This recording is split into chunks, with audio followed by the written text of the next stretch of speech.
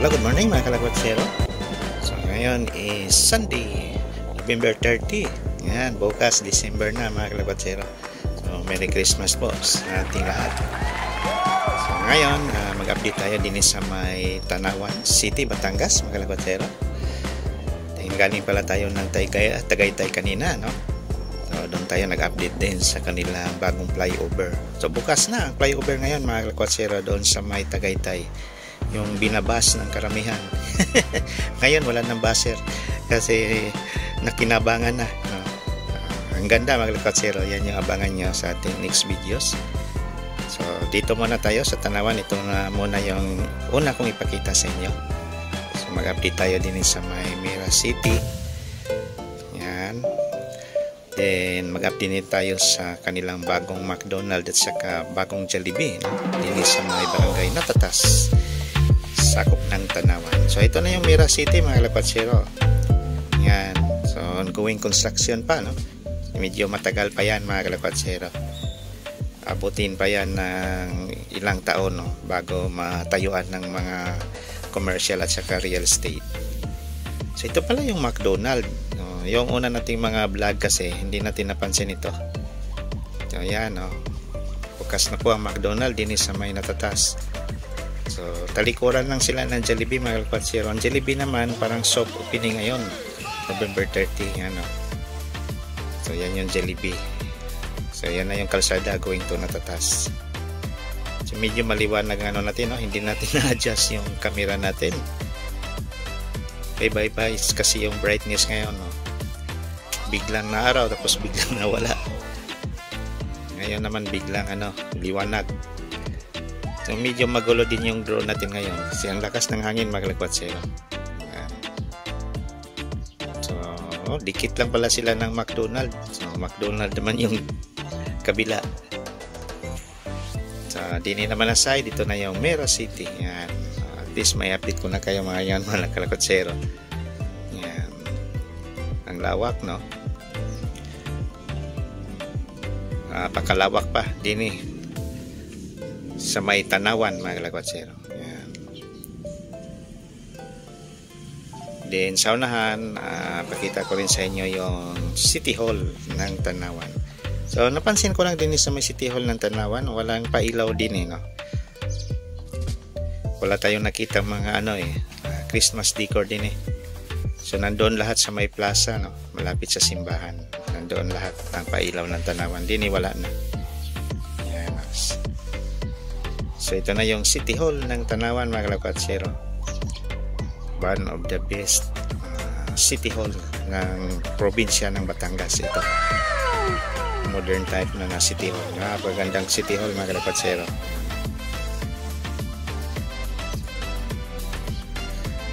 Yan. Okay. So at least na-update ko na kayo din sa may Mira City mga kalagwatsero. Pero continue pa rin tayo sa Tingala. Pupunta na naman tayo doon sa Tanawan Coliseum na naman mga kalagwatsero. Para ma-update ko ka naman kayo doon sa may Tanawan Coliseum. So buti na lang mga kalagwatsero, magandang panahon ngayon. Sana pahinga mo na, no? Last week kasi hindi tayo nakapag-vlog dahil sa sobrang lakas ng hangin at saka naulan. So ngayon, no? Medyo mga ayon ang panahon sa atin ngayon, no? Kasi wala tayong ginagawa ngayon. Wala tayong pasok. So yan pala, shout out natin ang ating mga kaibigan din sa may Tanawan, ang ating mga bagong subscribers din, sa ating mga viewers. Thank you very much for watching our videos. Maraming salamat po. Yan yun, ito yung Jollibee, oh. Soft opening na. So dami ng kainan naman din, no? Pag-exit natin ng Star Toll. So itong highway na to, diretso na rin yung Tagaytay. So diyan tayo kanina nadaan. So, diretsong Talisay din, Laurel. So yun na yan. So ito na yung city proper ng Tanawan. Yan. So kita na natin din ang 167. Isa sa mga paborito nating pasyalan, yung 167. So pasok tayo doon sa may Victory, bandang Victory Wheat Market pala. Victory Mall and Wheat Market. So doon tayo sa kabilang side na daan. para maipakita ko sa inyo mga kalakwatsero gaano kagulo itong lugar na to. Sobrang traffic. Yan. So shout out pala natin ang ating mga kaibigan dyan, no? Na mga taga-Tanawan, no? Sa ibang bansa. So, ito na yung Tanawan ngayon, no? Ganon pa rin, medyo magulo. So mag right turn tayo para maipakita ko naman sa inyo, maiba naman tayo. Dito tayo dadaan, no? Papunta tayo ng Tanawan Sports Complex. So din yung mga kalakwatsero, gilid ng Victory Mall and Wheat Market. Dito na rin yung entrance papuntang Wheat Market din pala. So ang medyo nakakainis din yung mga kalakwatsero, yung mga ewan ko lang, nakapark, no? Mamaya pakita ko sa inyo. Ginamit na parking itong lanes din eh. So 2 lanes to ginamit nilang parking. Lalo sumikip din eh, no? Pag dumaan. So yan, itong banda din eh. Unahan lang konti. Ginawang parking. Ewan ko lang ba't hindi sinisita. Ito, may Toyota Race dyan. Yan, ito mga kalakwatsero. So nakapark yan. Yan. 2 lane ang ginamit. Hindi totoo yan. Lalo na pag umaga, alas 7, ganon. Puno to din eh mga kalakwatsero. Yan. Yan o. Itong nakaputi na kotse, nakapark din yan. Itong van, nakapark din yan. 2 lanes ang ginamit nila. Lalo sisikip talaga. Sobrang traffic din eh. Hindi naman sinisita ng mga TMO. So, din tayo sa may Pure Gold dadaan. Yan. Ito na rin yung palabas eh. Papuntang GP Laurel Highway. Yan. Din Bagong Bayan din yan. Itong banda na yan. Oh. So, din tayo. So, at least nakita ninyo yung kaloob-looban ng Tanawan. So, sa may Wheat Market. Lalo na pag madaling araw at saka mamayang hapon mga kalakwatsero, sobrang traffic na. So iwasan niyo yung lugar na yan. Then ito na yung JP Laurel Highway. Ito na yung papuntang Walter Mart. So daanan natin din ang Mercado Hospital. Yan, sa may left side. Grabe ang init ngayon, no? Iba. Sobrang init mga kalakwatsero. Then mamaya uulan. Ganon ang weather natin ngayon, no? Mainit tapos biglang ulan. So, Sunday ngayon, medyo hindi masyadong matraffic. Aywan ko lang doon sa may Walter Mart na banda, sa may Darasa pala. So, din maluwag pa. No? So, sobrang init. Ang oras pala natin ngayon is nasa 11 ng umaga. So, galing tayo ng Tagaytay pala. Yan. So, abangan na lang ninyo yung next videos natin. Nag-update tayo doon sa Tagaytay, mga kalakwatsero. Malay natin pag umala kayo doon. So, open na po flyover doon. Maganda mga kalakwatsero. So, wala nang basher, no? Kasi sa sobrang ganda.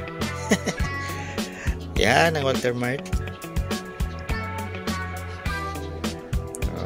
Medyo hindi naman gaano ka-traffic pala. Dali lang, mabilis ang biyahe natin. Kasi itong banda na to napaka-traffic din eh. Sa may intersection papuntang Pilin Base. So konti na lang, mag-left turn na naman tayo, right turn na naman tayo papuntang Tanawan Sports Complex.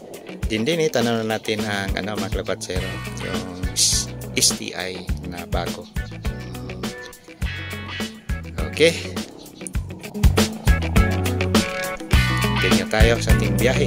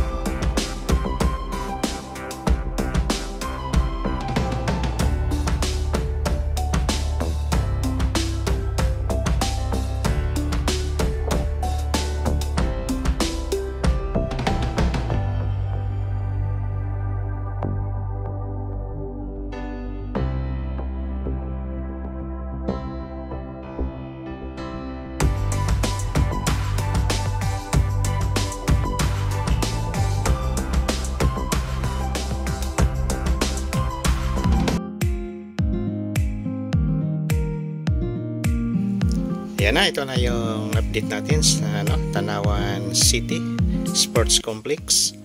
Napaganda mga kalakwatsero. Wow, social ang dating sa may entrance, napaganda. Din sa likod ongoing pa rin construction yung I think parking ito. Ang hinahanap ko lang mga kalakwatsero yung swimming pool, no? Kasi yan yung unang plan meron daw Olympic size na swimming pool. Aywan ko lang kung saan na banda. Kasi itong area na to parang parking din to. Yan. Pero yung oval nandyan na rin. Ang grandstand naman wala pa, hindi pa ginalaw. So ang focus ngayon sa construction itong sports complex.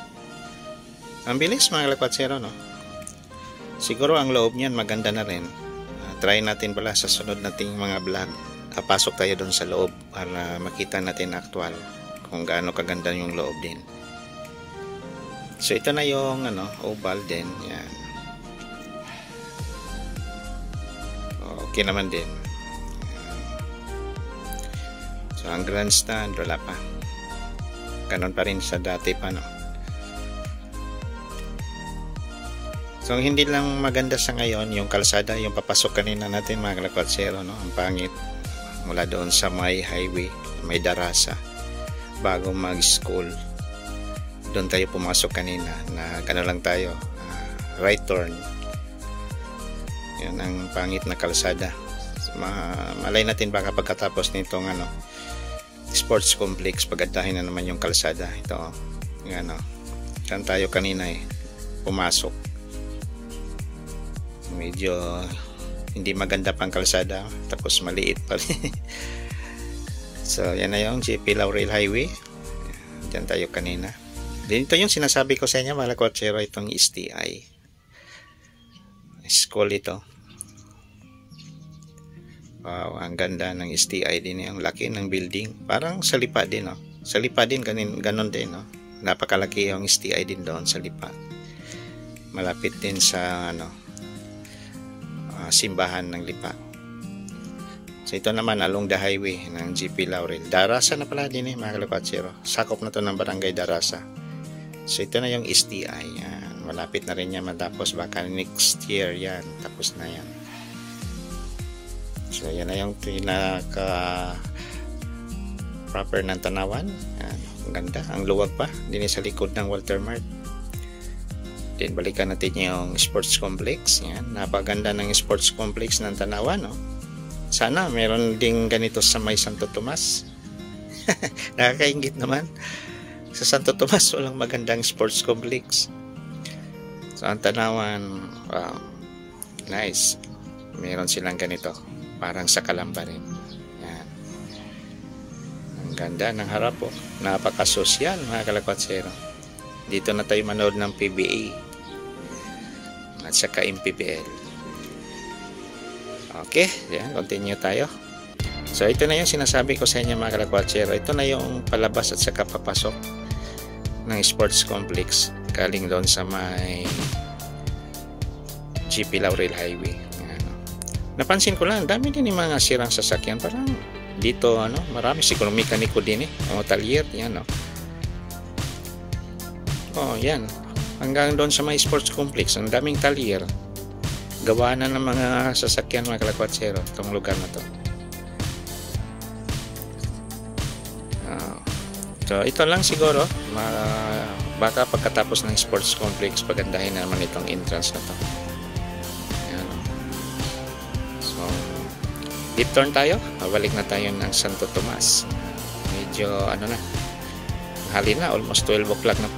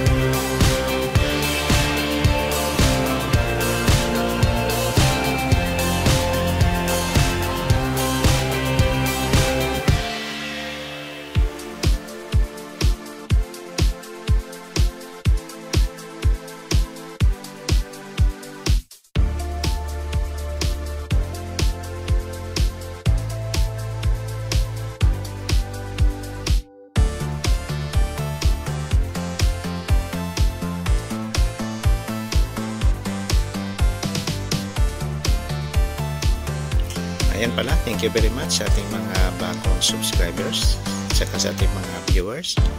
Maraming salamat po sa inyo, inyong pagsusubscribe. So, dito na lang mga Klakotsero. Abangan na lang ninyo ang next videos natin. Thank you. God bless us all. Thank you. Bye-bye.